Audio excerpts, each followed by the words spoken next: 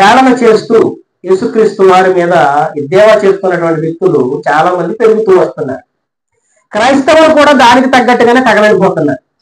ఎందుకంటే క్రైస్తవులుగా పేరుగాంచినటువంటి వారు కూడా ఈ అన్యాచారాలను పాటించటం అనేది కొనసాగుతూనే వచ్చేస్తుంది. అవునా కాదా? క్రైస్తవ వివాహం చేసుకోవాలన్నా కూడా ఏం చేస్తున్నారు? ఒక పురోహితుని దగ్గరికి వెళ్ళి ముహూర్తం పెట్టించుకుని వస్తున్నారు. సేవకుని సంప్రదిస్తున్నారంటే సేవకులు కూడా ఎలా ఉన్నారంటే విశ్వాసులు బాధ పెట్టలేక వాళ్ళు కూడా బైబిల్లో ఉన్న సత్యాన్ని చెప్పలేక అలాగా సతమతమైపోతున్నటువంటి దినాల్లో మనం ఉన్నాం. మనం గమనించగలిగితే చాలా ఆచారాలు, చాలా విధానాలు క్రైస్తవ సమాజంలోకి వచ్చాయని అనేక దినాలుగా నేను వాపోతూ చెబుతూనే ఉన్నాను. అయితే యేసుక్రీస్తు వారి మీద జరుగుతున్నటువంటి నిందలు ఆయన దేవుడా కాదా అనేటువంటి ఒక విషయాన్ని ఈ దినాన్ని మీకు నిరూపించడానికి నేను ప్రయత్నం చేస్తాను. ఆయన దేవుడే అనటానికి కావలసినటువంటి ప్రతి లేఖనాధారాన్ని, లోతైనటువంటి విషయాన్ని మీకు చూపించాలని నేను ఆశపడుతున్నాను. బైబిల్లో 2 కోణాలు ఉంటాయి. ఏంటంటే స్పష్టము, మర్మము అనేటువంటి 2 విషయాలు ఉంటాయి. జాగ్రత్తగా వినాలి. స్పష్టము, మర్మము. స్పష్టమైనది ప్రతి వాడికి తెలుస్తుంది, కానీ మర్మము శోధిస్తే తప్ప తెలియదు. ఓకేనా? బైబిల్లో మర్మాన్ని శోధించగలగాలి అని అంటే ఖచ్చితంగా దేవుని సహాయం అనేది మనుషులకు కావాలి. యేసుక్రీస్తు వారి యొక్క దైవత్వం గురించి తెలియాలి అని అంటే ముందు మనం పరిశుద్ధాత్మ శక్తిని పొందుకుంటేనే తప్ప ఆయన దేవునిగా గుర్తించలేదు. తండ్రి ఎవరు, కుమారుడు ఎవరు, పరిశుద్ధాత్మ ఎవరు తెలియనటువంటి పరిస్థితి సమాజంలో నెలకొంటుంది. కాబట్టి ప్రియా దేవుని సంగమా, మనం ఆలోచన చేద్దాం. ఒక పదం అనుకున్నటువంటి భావాన్ని మనం తీసుకోగలిగితే చాలా లోతైన విషయాలు మనకు కనబడతాయి. ఇక్కడ ఒక విషయాన్ని యేసుక్రీస్తు వారు లేవనెత్తుతున్నాడు. జాగ్రత్తగా వినాలి. ఏంటి? ప్రధాన యాజకుడు ఏమి చెప్పవని ఆయన అని అడుగుతున్నాడు. ఎవరిని? యేసుక్రీస్తు వారిని అడుగుతున్నాడు. అప్పుడు అడుగుతున్నప్పుడు వీరు నీ మీద పలుకుతున్న సాక్ష్యం ఏంటి అని యేసుప్రభు వారిని అడిగితే అయితే ఆయన ఏం మాట్లాడలేదు, సైలెంట్ గా ఉన్నారు యేసుక్రీస్తు వారు. ఏ సందర్భం అది? ఆ ప్రధాన సభలో యేసుక్రీస్తు వారిని సిలువ అప్పగించాలనేటువంటి ఒక కుయుక్తుల చేత, కుట్రల చేత వాళ్ళు ప్రయత్నిస్తున్నటువంటి ఆ సమయంలో యేసుక్రీస్తు వారు సమాధానం చెప్పడం లేదు. నిజంగా మన మీద ఒక చిన్న దెబ్బ పడితే మనం ఊరుకుంటాం చెప్పండి? ఎదురు తిరిగి దెబ్బలాడతాం, మనల్ని మనం మైమరిచిపోతాం. కానీ ఇక్కడ యేసుక్రీస్తు వారు ఒక మహాయజ్ఞాన్ని జరిగించడానికి సత్యవంతుడైనటువంటి మనస్వామి తను తగ్గించుకుని సమాధానము చెప్పేంత అవకాశం ఉన్నా కూడా అక్కడ ఏం చేశాడు తెలుసా? సైలెంట్ గా ఉండిపోయాడు. అక్కడ ఉన్నప్పుడు అంటున్నాడు ప్రధాన యాజకుడు, తిరిగి మళ్ళీ అడుగుతున్నాడు ఏమని? పరమాత్ముని కుమారుడు అయిన క్రీస్తువు నీవేనా? అసలు ఏం చదువుతున్నాడు ఈ ప్రధాన యాజకుడు? తనాకు చదువుతున్నాడా లేదా? అసలు బైబిల్ చదువుతున్నాడా లేదా గంధపు చుట్టం చదువుతున్నాడా లేదా ఈ ప్రధాన యాజకుడు? అంటే అతను చదువుతున్నాడు కానీ అర్థం చేసుకోవట్లేదు. అలాగే ఈనాడు కూడా మనం కూడా చదువుతున్నాం కానీ బైబిల్ని అర్థం చేసుకోవట్లేదు. ఇప్పుడు యేసుక్రీస్తు వారిని అడుగుతున్నప్పుడు పరమాత్ముని కుమారుడు అయిన క్రీస్తువు నీవేనా అని ఆ సభలో ఆయన నిల్చోబెట్టి విపరీతంగా కొట్టేసి వెంటనారా నిల్చోబెట్టి అడుగుతున్నాడు, పరమాత్ముని కుమారుడు అయిన నీవేనా? అసలు వీళ్ళ ఇబ్బంది ఏంటి? యేసుక్రీస్తు వారు చేసిన తప్పేంటి చెప్పండి? సత్యం చెప్పాడు, అంతేనా? సత్యం చెప్పినందుకే కదా వీళ్ళ ఇబ్బంది. అప్పుడు అంటున్నారు, ఆయన అడిగిన ప్రేస్పురం అంటారు, అవును నేనే. ఎందుకంటే పరమాత్ముని కుమారుడు అంటే సత్యం, అది సత్యాన్ని సత్యంగా చెప్పాడు, అవును నేనే అన్నాడు అని. అక్కడితో యేసుక్రీస్తు వారు ఆగిపోలే. పరమాత్ముని కుమారుడు అంటే నువ్వు నేను కూడా బాప్తిసం తీసుకుంటే దేవుని కుమారులు అవుతాం. ఇది సామాన్యమైన పదంలా కనపడుతుంది. వాడు గమనించండి, యూదుల ఆచారంలో కొన్ని విషయాలు చాలా బలంగా ఉంటాయండి. వాళ్ళు పాటించే నియమాలు మనం పాటించలేము. ఇవి పాటించలేము కనుకనే ధర్మశాస్త్రానికి సమాప్తిగా మారాడు యేసుక్రీస్తు వారు. అర్థమవుతుందా నేను చెప్పేది? మనము పాటించలేనటువంటి విధానము ధర్మశాస్త్రంలో ఉంది కనుక ఆయనే ధర్మశాస్త్రానికి సమాప్తిగా మారిపోయాడు. ధర్మశాస్త్రము అంటే అర్థం ధర్మ విధులను నేర్పించేది. అవి పాటించగలమా మనం? చెప్పండి. ఏమాత్రం కూడా పాటించలేదు. ఏ ధర్మశాస్త్రము చెప్పిన నియమాన్ని అయితే యేసుక్రీస్తు వారు తన మీద వేసుకుని ధర్మశాస్త్రానికి సమాప్తిగా మారిపోయాడు, అప్పుడు మనుషులకు స్వేచ్ఛ వచ్చింది. ఇప్పుడు ఏ మనిషి, ప్రతి పాపి అయినటువంటి ప్రతి మనిషి కూడా బాప్తిస్మం ద్వారా క్రీస్తులోనికి రావటానికి ఒక అవకాశం కలిగింది. క్రీస్తులోకి రావటం వలన ధర్మశాస్త్రాన్ని నెరవేర్చిన వాడుగా మనిషి మారిపోతున్నాడు. ధర్మశాస్త్రాన్ని నెరవేర్చిన ప్రతి మనిషి కూడా దేవుని సన్నిధికి అర్హుడు. అర్థమైందా నేను చెప్పింది? ఇప్పుడు పరమాత్ముని కుమారుడైనటువంటి యేసుక్రీస్తువు నువ్వేనా, క్రీస్తువు నువ్వేనా అని అడిగినప్పుడు ఆయన అంటున్నాడు నేనే అని చెప్తూ, మీరు మనుష్య కుమారుడు సర్వశక్తిమంతుని అంటే అర్థం సర్వశక్తుడు అంటే అంతకు మించింది ఇంకేమీ లేదు. ఎవరో సర్వశక్తిమంతుడు? దేవుడే. అయితే ఇక్కడ అంటున్నాడు చూడండి జాగ్రత్తగాను, సర్వశక్తిమంతుని కుడి పార్శ్వమున కూర్చుండుటయు, ఈ మాట అండర్లైన్ చేసుకోండి, కుడి పార్శ్వమున కూర్చుండుటయు. తర్వాత రెండో మాట, ఇది చాలా పెద్ద మాట అండి.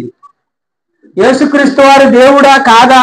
ఆయన చిన్న దేవుడే, మధ్యలో ఉన్న దేవుడే.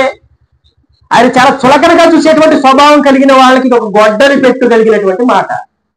ఏం మాట కాదంటే, ఆయన మేఘారూరుడై వచ్చుటయు చూచెదరని చెప్పాను. యేసుక్రీస్తు వారు ఎలా వస్తారంట? కుడి పార్శ్వం కాసేపు పక్కన పెట్టండి, మనం ఆల్రెడీ మాట్లాడుకున్నాం.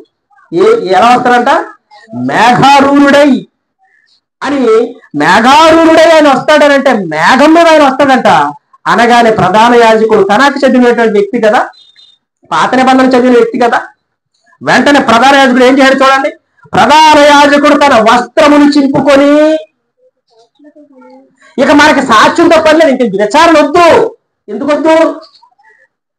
మేఘారూరుడై వస్తారంటున్నాడు ఈయన. అంటే ఒక సాధారణమైన మనిషి, మనవనే రక్త మాంసాలు కలిగినటువంటి మనిషి, మేము కొడితే పడుతున్నటువంటి మనిషి, ఉమ్మి వేస్తే పడుతున్నటువంటి మనిషి మేఘారూరుడై వస్తాడా? అసలు ఇది ఏమన్నా ధర్మమేనా?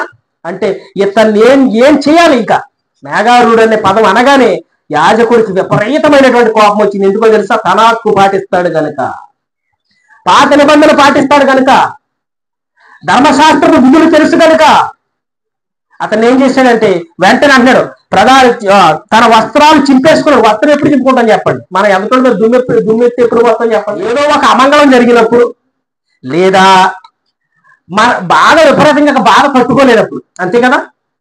ఇప్పుడు ప్రధాన యాజకుడు, ఒక అమంగళం జరిగిపోయింది, దేవుని నామానికి అవమానం జరిగిపోయింది, సర్వశక్తిమంతుడైన దేవుని దగ్గర ఉండవలసినటువంటి ఒక మహోన్నతమైన పదాన్ని ఇతను ఆపాదించుకుంటున్నాడని తన వస్త్రాలు చింపేసుకున్నాడు. ఏముంది ఆ పదంలో? అసలు మేఘారూఢుడు అనే పదంలో ఏముంది? అసలు మర్మం ఏముంది? అది చాలా చిన్నగా పదం కనపడుతుందని అనుకుంటున్నారా? యేసుక్రీస్తు వారు దేవుడే అని చెప్పేటువంటి మరొక ప్రత్యక్ష నిదర్శనం మేఘారూఢుడు. అంటే ఏమన్నాడు? ఇక సాక్షులతో మనకి పనేంటి అని ఏమన్నాడు చూడండి. ఈ దేవదోషణ మీరు విన్నారు కాదా? మీకేం తోస్తున్నది అనగా వారందరూ కూడా ఇతను దేనికి పాత్రుడంట? మరణములకు పాత్రుడు. ఇతడు నేరస్థాపన, చదవమ్మా, ఆయన మీద నేరస్థాపన చేసి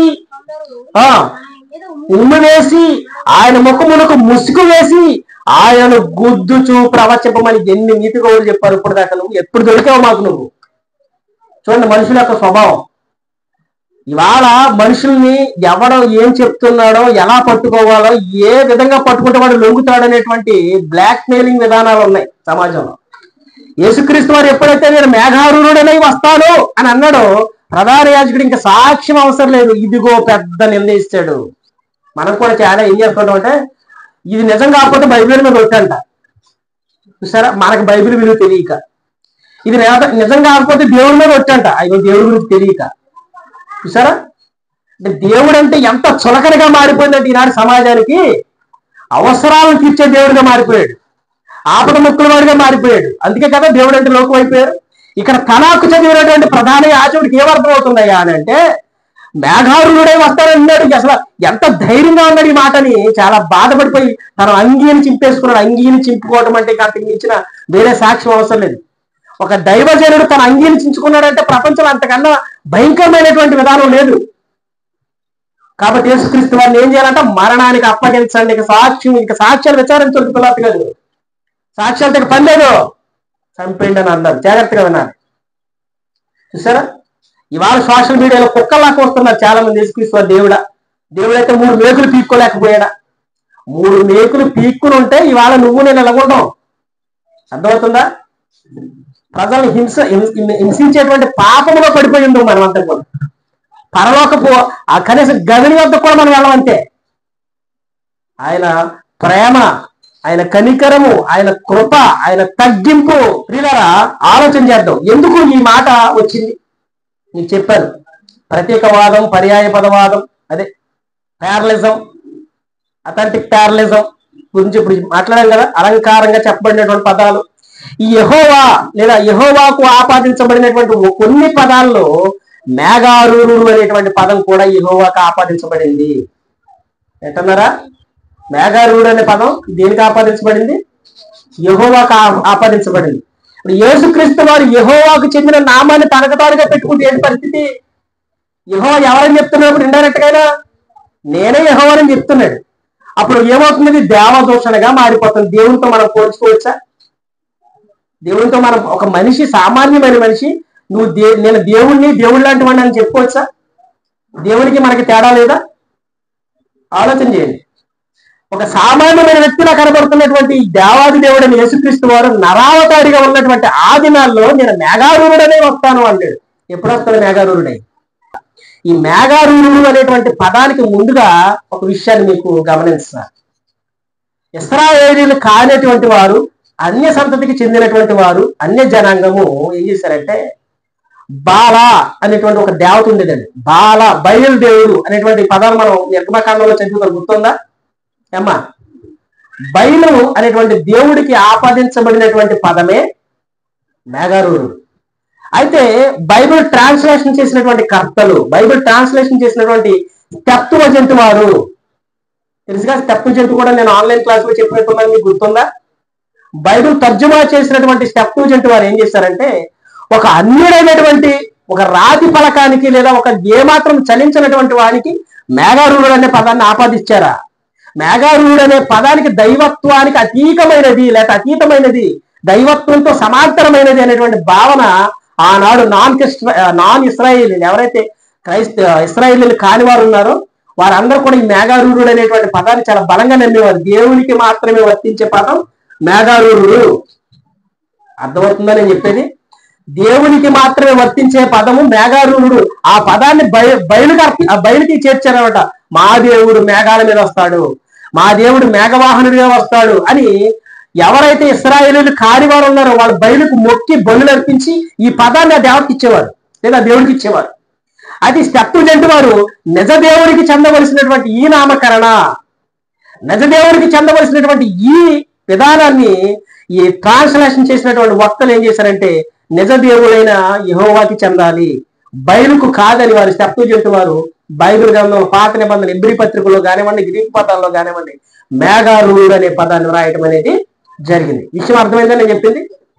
ఒక అన్య దేవుళ్ళు ఇవాళ భారతదేశం అంతా కూడా పాటిస్తున్నటువంటి ఆచారాలు ఏవైతే ఉన్నాయో ఇవన్నీ కూడా ఎక్కడి నుంచి వచ్చాయో తెలుసా? గ్రీకు మైథాలజీ, గ్రీకు ఏది మెస్పతోమియా నాగరికత నుంచి వచ్చినటువంటి సంస్కృతినే. భారతదేశంలో నిజంగా మగ దేవుళ్ళు అనేవాళ్ళు లేరు. మొదట్లో ఏ దేవుళ్ళు ఉన్నారో తెలుసా? దేవతలు, గ్రామ దేవతలు ఉండేవారు. ఎప్పుడైతే ఈ మగ దేవుళ్ళు ఏవైతే పురాణాలు ఉన్నాయో ఇవన్నీ కూడా భారతదేశానికి గ్రీకు మైథాలజీ, గ్రీకు సంస్కృతి నుంచి వచ్చినవే. అర్థమవుతుందమ్మా నేను చెప్పేది? ఇప్పుడు ఈ బయలు దేవతకు చెందినటువంటి మేఘారూరుడు అనేటువంటి ఆ శబ్దము లేదా ఆ పదాన్ని వీళ్ళు ఏమనుకుంటున్నారంటే అమ్మో మేఘారూరుడు అంటే దేవుడే. అర్థమవుతుందా? మేఘారూరుడు అంటే ఎవరంట? దేవుడే అనేటువంటి పదం ఎవరైతే ఇశ్రాయేలు కాని అన్యాచారాలను పాటించి అన్ని దేవతలకు బలి అర్పించే వాళ్ళు ఎవరైతే ఉన్నారో, ఉదాహరణకు చెప్పాలంటే నిర్గమకాండంలో మోషే అద్భుతాలు చేశాడు, గుర్తుందా? ఏమేం చేశాడు చెప్పండి? 10 తెగుళ్ళు రప్పించాడు, అవునా? సముద్రాన్ని ఎర్రగా మార్చాడు, ఒక చీకటమయమైపోయింది. అయ్యి కాదమ్మా, రోగాలు రప్పించినవి చెప్పండి. పిల్లలు చచ్చిపోయారు, అవునా? పాములు, ఏదైతే పాముని సర్పంగా దేవుడిగా ఆరాధించారో పాములు సైతం అహరోను కర్ర మింగేసింది. ఇవన్నీ ఎందుకు చేశాడంటే ఆ బాలాకుని బాగా భయంకరంగా పూజించేవారు. దాగోను దేవత, అస్తారోతు దేవత, ఆకాశరాణి, చాలా పేర్లు ఉన్నాయి. ఇవన్నీ గురించి చరిత్ర తెలియాలి మనకి. అయితే ఈ మేఘారూరుడు అనే పదాన్ని ఎప్పుడైతే ఈ అన్యులు పూజిస్తున్నారో వీళ్ళకి అర్థం కావాలి, చలించే దేవుడు యెహోవా, చలించే సమాధానకర్త యెహోవా, నిజ దేవుడు యెహోవా, యెహోవా అనేటువంటి ఆ దేవునికి ఆ పదం చెందాలని సెప్తువజింట్ వారు ఏం చేశారంటే మేఘారూరుడు అనే పదాన్ని యెహోవాకు ఆపాదించి తనాక్లో రాయటం అనేది జరిగింది. తనాక్ అంటే పాత నిబంధన. ఇప్పుడు ఈ తనాక్లో రాయబడినటువంటి యెహోవాకు చెందినటువంటి ఆ నామాన్ని ఇశ్రాయేలీయులు ఎలా అర్థం చేసుకున్నారంటే మేఘారూఢుడు అనే పదం యెహోవాకి మాత్రమే చెందింది. అది పవిత్రమైన పదం, అది ఎవ్వరు వాడకూడదు. మేఘారూఢుడు అంటే యెహోవాయే, సాక్షాత్తు సర్వశక్తిమంతుడైన దేవుడే అని అర్థం. కాబట్టి ఆ పదాన్ని చాలా పవిత్రంగా చూసేవారండి. అర్థమవుతుందా? ఇప్పుడు యేసుక్రీస్తు వారు ఎప్పుడైతే చట్టసభలో నుంచున్నాడో, చట్టసభలో నుంచుని ఆయన శిక్ష విధించడానికి వీళ్ళ ప్రయత్నం చేస్తున్నారో, ఆయన అన్నటువంటి మాట, ఇదిగో మనుష్య కుమారుడు మేఘారూఢుడై మరలా వస్తాడు అనగానే ప్రధాన యాజకుడికి అర్థమవుతుందా? అర్థమవుదా? నీకు నాకు అర్థం కాదు ఆమేన్ అంటే హల్లెలూయా అంటే ఏంటో. అర్థమవుతుందా? నీకు నాకు అర్థం కాదు దైవత్వపు రుసుమేమిటో. నీకు నాకు అర్థం కాదు దేవుని కుమారుడు అంటే అర్థం ఏంటో. నీకు నాకు అర్థం కాదు క్రీస్తు అంటే ఏంటో, యేసు అంటే ఏంటో. నీకు నాకు అర్థం కాదు సమాధానకర్త అంటే ఏంటో. కానీ ఇశ్రాయేలీయులకు తెలుసు, వాళ్ళ ఆచారాలు అంత కఠినంగా ఉంటాయి. ఇదిగో మనుష్య కుమారుడు మేఘారూఢుడై వస్తాడన్నప్పుడు ప్రధాన యాజకుడు ఏం చేశాడమ్మా చెప్పండి? వస్త్రాలు చింపుకోవడం దేనికి ప్రతీక చెప్పండి? అసలు ఆ పదం వాడితే అసలు ఏమన్నా ఉన్నాయి అసలు చెప్పండి. తన బట్టలు చింపుకుంటున్నాడంటే అర్థం ఏంటి? అంతకు మించిన ఇక నింద లేదు. ఇక ఫైనల్ జడ్జిమెంట్ అనమాట. ఉదాహరణకి జడ్జి గారు మరణ శాసనాన్ని రాసేటప్పుడు పెన్ను ముళ్ళు ఇరిచేస్తారు. నిదర్శనం అది సింబల్ అంటే అదొక సూచనగా ఉంటది. అలాగే ప్రధాన యాజకుడు తన వస్త్రాన్ని చింపేసుకుంటున్నాడంటే అర్థం ఏంటో తెలుసా? ఇక ఎంతటితో ఈ సాక్షులతో పనిలేదు. ఇదిగో దేవుడు నేనని చెప్పుకున్నాడు. దేవుడు నేనని చెప్పుకోవడం ఎంత ప్రమాదమో తెలుసా? అసలు మనిషి అన్నవాడు నేను దేవుడిని చెప్పుకోవచ్చా? మన కడపని ప్రతివాడు దేవుడే. ఇవాళ ఆలోచించండి. అంటే మనిషి యొక్క మైండ్ ఎలా మారిపోయిందంటే దేవునికి చెందవలసినటువంటి ఆ క్రమాన్ని మనుషులు ఆపాదించుకుని దేవుని నామానికి అవమానం చేస్తున్నారు. దేవుని సంగమా, యెహోవా అనే పదము ఈ సెప్టుజింట్ వారు ఎవరైతే ఉన్నారో LXX అని ఉంటుందండి. దీని గురించి కూడా మీకు బోర్డు వచ్చినప్పుడు నేను చెప్తాను. బోర్డు పెట్టి చెప్పాలి ఇవన్నీ కూడా. 72 మందిలో 70 మంది బైబిల్ని ఒకే రీతిగా రాశారు. వాళ్ళని సెప్టుజింట్ అంటారు. ఓకేనా? అయితే ప్రియ దేవుని సంగమా, ఈ మేఘారూఢుడు అనేటువంటి పదాన్ని యేసుక్రీస్తు వారు ఎప్పుడైతే ఉపయోగించాడో ఈ ప్రధాన యాజకులకు విపరీతమైనటువంటి కోపం వచ్చేసింది. యెహోవాకు చెందినటువంటి పేరును లేదా యెహోవాకు చెందినటువంటి ఏమంటారు దాన్ని, ఆ పదాన్ని, ఆ గొప్ప శక్తిని మనిషి మా చేత దెబ్బలు తిన్న వ్యక్తి ఆపాదించుకుంటాడా అని తన చెంప మీద కొట్టేశారండి. యేసుక్రీస్తు వారి చెంప మీద కొట్టారండి. మామూలుగా కొట్టలేదండి. యేసుక్రీస్తు వారిని చాలా భయంకరంగా కొట్టారు. బైబిల్లో కొంతవరకే అదే అలంకార ప్రియంగా రాయబడింది, కానీ లోతుల్లోకి వెళ్ళి చూస్తేనండి ఆయన చర్మాన్ని పట్టుకోవడానికి కూడా అవకాశం లేదు. అర్థమవుతుందా? ఆయన చర్మాన్ని పట్టుకోవడానికి కూడా అవకాశం లేదు. చీర్చేశారండి. ఎదరము వెనకాల మొత్తం అన్ని కూడా చిరిగిపోయింది. ఆయన చర్మం చిరిగిపోవడం అంటే కుక్కలు చింపిన విస్తర ఎలా ఉంటుందో అలా చింపేశారండి చర్మాన్ని. ఆ చర్మం మీద గోనె పట్టలు కప్పారండి. అసలు ఆ రక్తము ఆ గోనె పట్ట మిక్స్ అయితే ఎలా ఉంటుంది చెప్పండి ఒకసారి. ఎలా ఉంటది? ఆ సిలువేసేటప్పుడు ఆ గోనె పట్టను పీకుతున్నప్పుడు ఎంత విలవిల్లాడిపోయింటాడండి మన ప్రభువు. ఆలోచించండి. అయినా కూడా ఎవరిని ఏమనలేదండి. ఎందుకో తెలుసా? నిన్ను నన్ను రక్షించడానికి కావలసినటువంటి రక్తం ఆయనది కనుక, నిన్ను నన్ను రక్షించడానికి పరిశుద్ధత అయింది కనుక. ఆలోచన చేయండి. ఆ వెంటనే ప్రధాన యాజకుడికి కోపం వచ్చేసింది. ఈ పదాన్ని పాత నిబంధనలో ఎక్కడెక్కడ ఏ సందర్భాల్లో రాయబడింది ఒకసారి మీకు చూపిస్తాను రండి. ఒకసారి కీర్తన గ్రంథము 97 అధ్యాయం 2వ వచనం. దేవునికి మాత్రమే చెందినటువంటి ఈ పదాల యొక్క వివరణను మీరు ఒకసారి పరిశీలన చేయండి, దయచేసి చేయండి.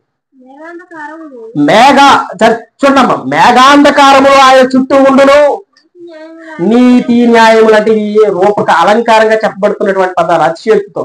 మేఘములు అంటే ఎలా ఉంటాయంటే ఆయనకి మేఘాంధకారములు ఆయన చుట్టూ ఉండును. యెహోవాను దేంతో పోలుస్తున్నారు? మేఘారూఢుడు అనే పదంతో పోలుస్తున్నారు. మేఘ వాహనుడిగా వర్ణిస్తున్నారు. చూడండి యెషయా గ్రంథం 19:1, యెషయా గ్రంథము 19 అధ్యాయం 1 మొదటి వచనం చూడండి. అక్కడ 19 అధ్యాయం 1వ వచనం, యెషయా గ్రంథం 19 మొదటి వచనం. యెహోవా వేగము గల మేఘము ఎక్కి ఐగుప్తులకు వచ్చుచున్నాడు.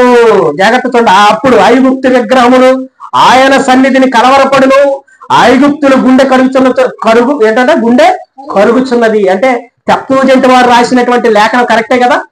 ఐగుప్తులో ఉన్నటువంటి విగ్రహ సంబంధమైన ఆచారాలు, దేవతలు ఏవైతే ఉన్నాయో అవన్నీ కూడా గడగడ ఓడిపోతున్నాయట. ఎవరు వస్తున్నారని?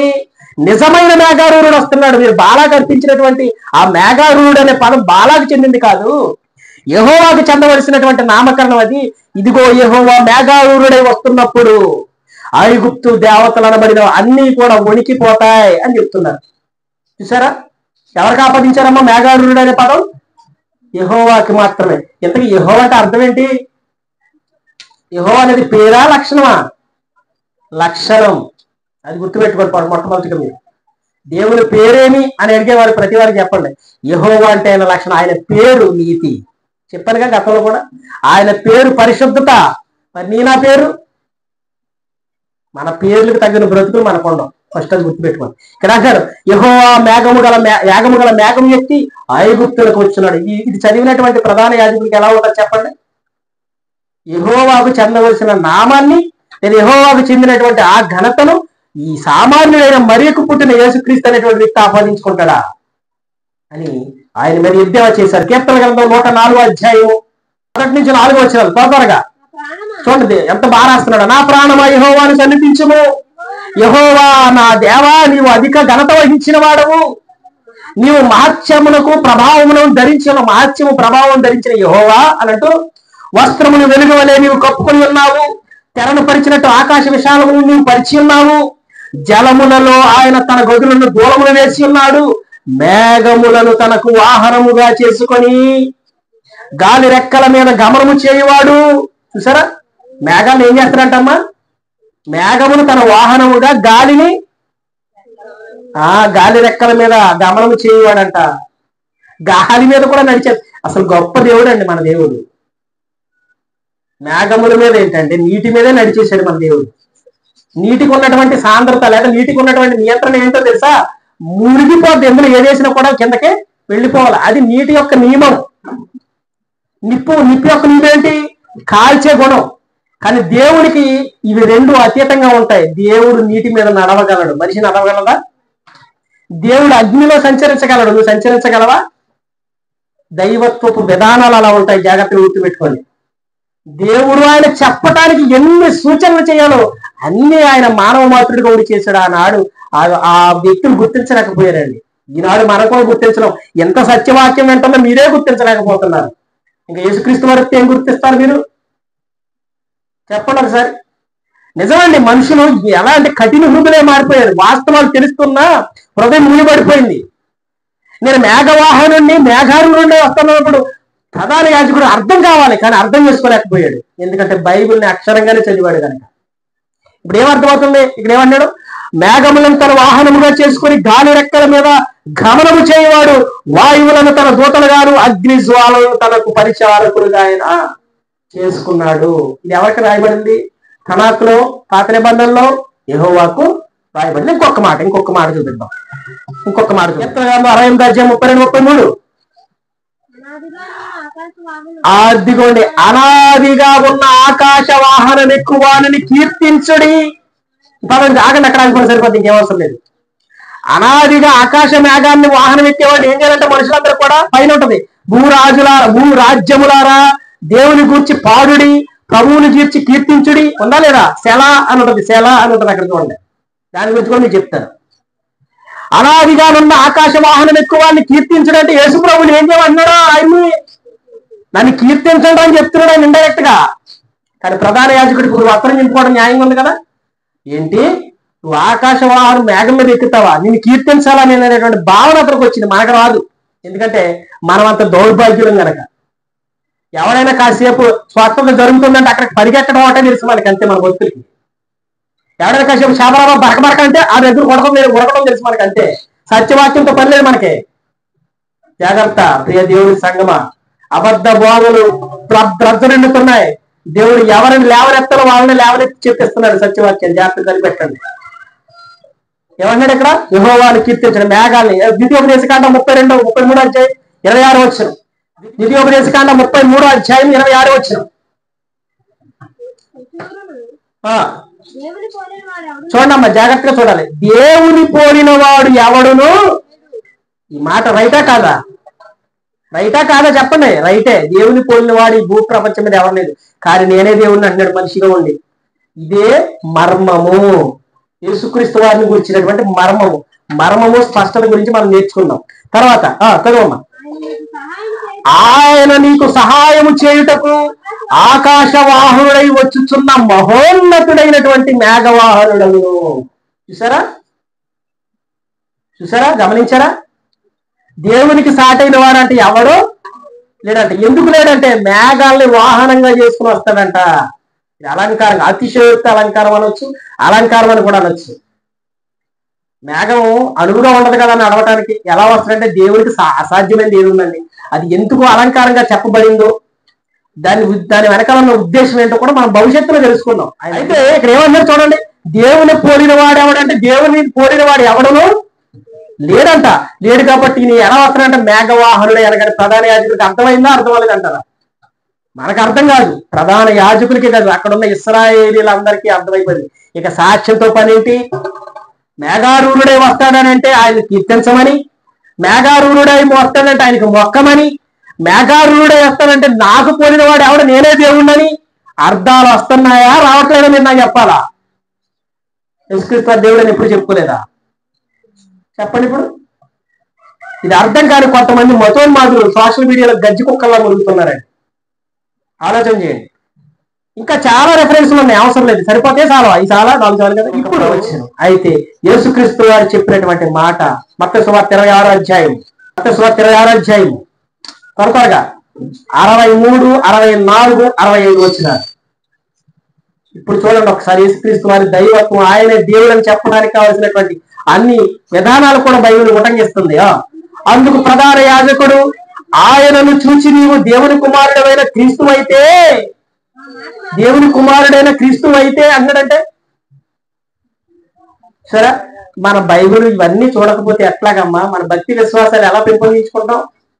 యేసుక్రీస్తు వారే దేవుడు, ఆయన తప్ప వేరొక దేవుడు ఈ ప్రపంచంలో లేడు. ఏమన్నాడు ఇక్కడ? నీవు దేవుని కుమారుడు అయితే ఆ మాట మాతో చెప్పుమని జీవము గల దేవుని తోడని నీకు ఆనబడుతున్నాను అన్నాడు. దేవుడు మీద ఒట్టేస్తున్నాడు ఈ దుర్మార్గుడు. అసలు దేవుడు ఒట్లేచ్చా? మనం చాలా మంది తప్పులు తప్పించుకోవడానికి బలంగా ప్రయోగించే ప్రయోగం ఏంటి తెలుసా? ఒట్లే. ఇక్కడ ఏమన్నా చూడండి, అందుకు యేసు నీవన్నట్టే. చూడండి, ఇందులో తేడా ఏముందండి? సత్యమే చెప్తున్నాడు. నువ్వన్నట్టే నేను క్రీస్తునే, దేవుని కుమారుణ్ణే అని అంటాడు. 64 వచనం.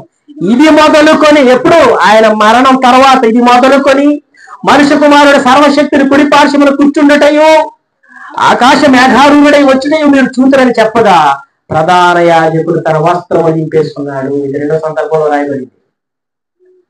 యేసుక్రీస్తు సత్యం చెప్తున్నాడా అబద్ధం చెప్తున్నాడా? సత్యం. సార్ అంటే యెహోవాకు ఆపాదించబడినటువంటి మేఘారూఢుడు అనేటువంటి ఆ పద ప్రయోగం ఎవరికైతే ఆపాదించారో ఆ పదాన్ని లేదా ఆ అక్షరాన్ని లేదా ఆ శక్తిని, ఆ ప్రభావాన్ని యేసుక్రీస్తు వారు తనకు తానుగా ఎలా ఏ విధంలో ఆపాదించుకున్నాడు చెప్పండి? ఆరోగ్యంగా 6 ప్యాక్ చేసి కండం విరిగిపోయి నేను మేఘారూఢుడని నవ్వుతా అన్నాడా? తను చనిపోతానని తెలిసిన క్షణంలో చెప్పినటువంటి మాట అర్థమవుతుందా? అత్యంత బలమైనటువంటి సాక్ష్యం ఏంటి తెలుసా? అత్యంత బలమైన సాక్ష్యం ఏంటి? ఏమంటుందండి? మరణించే ముందు తీసుకుంటారు ఏంటది? మరణ వాంగ్మూలం అంటారు. మరణ వాంగ్మూలం ఫైనల్. ఇంకా అక్కడ డిబేట్లు ఏమి ఉన్నాయి. ఇంకా ఏమంటారు? మరణ వాంగ్మూలం ఫైనల్. ఎందుకు మరణ వాంగ్మూలం ఫైనల్ అంటే చెప్పండి? భారత రాజ్యాంగం పెనల్ కోడ్ ఎందుకంటే చెప్పనా? తను చనిపోతున్నాడు, ఇక భవిష్యత్తులో ఏదో సాధించాలనేటువంటి ఆలోచన లేదు.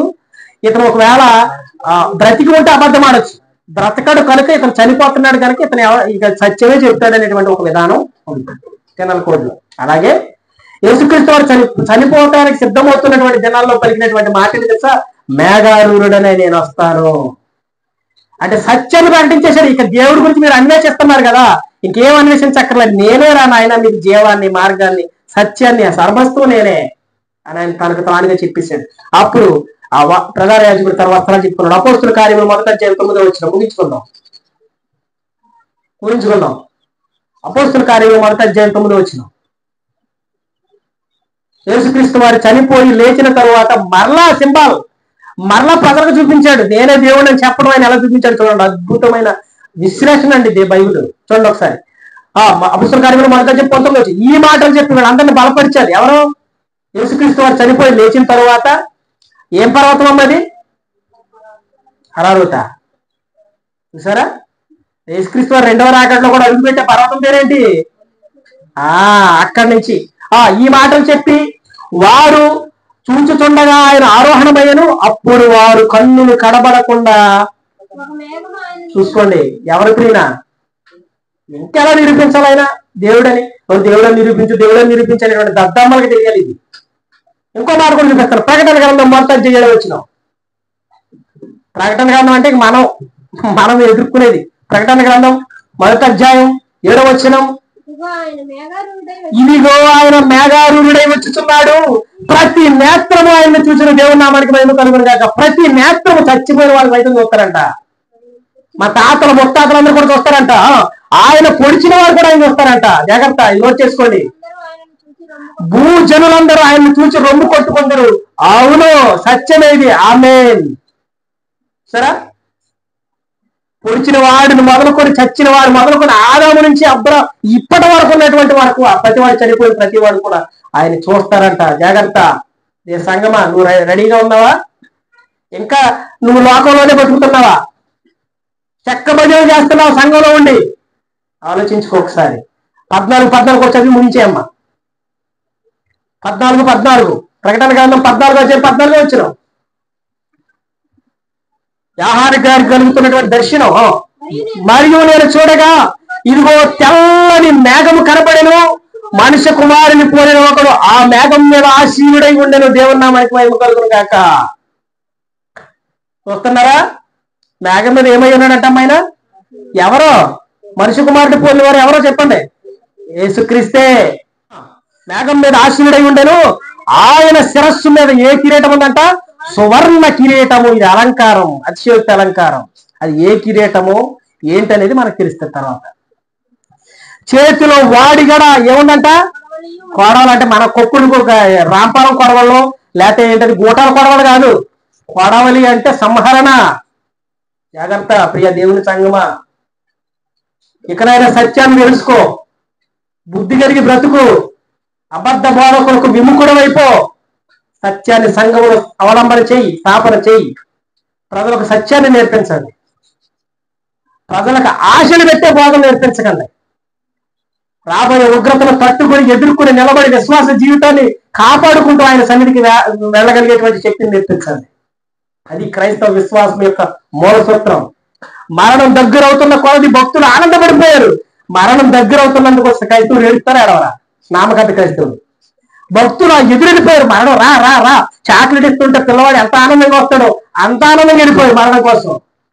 కానీ మనం మరణం కోసం ఎదురెళ్తామా? చచ్చిపోయిన అమంగళం ప్రతిహతమవుగాక. అమంగళం ఇవ్వాలంట ప్రతిహతమవుగాక. నిజమండి, నిజం. ఇలాంటి బోధన సమాజంలో ఉన్నాయి. దయచేసి గమనించండి, సత్యాన్ని గుర్తించండి. ఈ స్వరం కూడా ఏదో ఒకనాడు మూయపడకపోదు. సత్యవాదన ఇంకా స్థాపించబడదు. క్రీస్తు రాకడకు అన్ని మూయబడతాయి.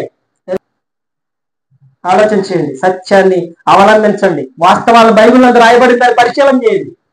ఎవరో చెప్పిన దానివల్ల వినేయకండి. చెప్పండి, యేసుక్రీస్తు వారు మేఘారూఢుడై వస్తానంటే అర్థం ఏంటి? ఆయనే దేవుడు, ఆయనే యెహోవా. అర్థమవుతుందా ప్రియా దేవుని ప్రజలారా? ఇన్ని విషయాలు బైబిల్ గ్రంథంలో రాయబడింది. అందుకే మర్మాలను తెలుసుకుంటా దేవుడు మనకి ఇచ్చినటువంటి వరం. ఆత్మ సహాయముతో తప్ప మరొక విధంగా మనకి తెలియదు. యేసుక్రీస్తు వారి మేఘారూఢుడై వస్తానంటే తన పాత నిబంధనలలో రాయబడినటువంటి ఆ పదాన్ని ఒక సామాన్యమైన వ్యక్తి ఎలా ఆపదించుకుంటాడు? ఇది తప్పు కదా, అమంగళం కదా అని ఎవరైతే ధర్మశాస్త్రాన్ని పాటించిన ప్రధాన యాజకులు ఉన్నారో వాళ్ళంతకు మించినటువంటి ఆ అమంగళం లేదు అని వెంటనే తన వస్త్రాలను చింపుకుని మరి చూపించాడు. అని యేసుక్రీస్తు వారు పిచ్చి వాళ్ళారా, నేనేరా బాబు ఆయనని చెప్పటానికి ఆయన తిరిగి లేచి మేఘారూఢుడయ్యే వెళ్ళాడు పైకి. మరలా ఎలా వస్తాడు? మేఘారూఢుడయ్యే వస్తాడు. కాబట్టి బైబిల్ ఒకదానికి ఒకటి లింక్ అప్ అయి ఉంటది. ఆ లింక్ మనం కనిపెట్టగలిగితే బైబిల్ చాలా చక్కగా మనకు అర్థమవుతుంది. మంచిది. మేఘారూఢుడు అనగా అర్థం ఏంటమ్మా? దేవుడే. మేఘారూఢుడై వచ్చేవాడినే దేవుడు అని ఆనాడు ఇశ్రాయేలీయులు నమ్మారు. ఇశ్రాయేలీయులు కాని వారు కూడా నమ్మారు. మేఘారూఢుడు ఎవరో కాదు, యేసుక్రీస్తు వారు. ఆయన నామానికి మహిమ కలుగును గాక. ఆమేన్. దేవాది దేవుడైన యేసుక్రీస్తు వారి యొక్క కృప, పరిశుద్ధాత్మ యొక్క సహవాసము మనందరికీ సదాకాలం తోడుగా ఉండును గాక. ఆమేన్. ప్రార్థన చేసుకుందాం. కళ్ళు మూసుకోనండి. సకల ఆశీర్వాదాలకు కారణభూతుడా, ప్రేమ కలిగిన మా దేవా, ఇదిగోనైనా నీ ప్రియ బిడ్డలను ప్రభువా ఉద్దేశించి మీ కుమారుడు 40 దినాలు చేసినటువంటి ఒక మహోన్నతమైనటువంటి దీక్షలోని ఒక భాగాన్ని ప్రభువా మేము తెలుసుకున్నాం. మరొక సందర్భంలో మీ కుమారుని గురించినటువంటి సత్యవర్తనల ప్రభావం మేము నేర్చుకుంటూ ముందుకు కొనసాగలిగే భక్తి విశ్వాసాలు మాకును మా గ్రామానికి, మా సంఘాలకును, మా సేవకులకును, ప్రతి వారికి కూడా అందించమని యేసయ్య పరిశుద్ధ నామములో ప్రార్థన వేడుకుంటున్నాము తండ్రి. ఆమేన్. ప్రభు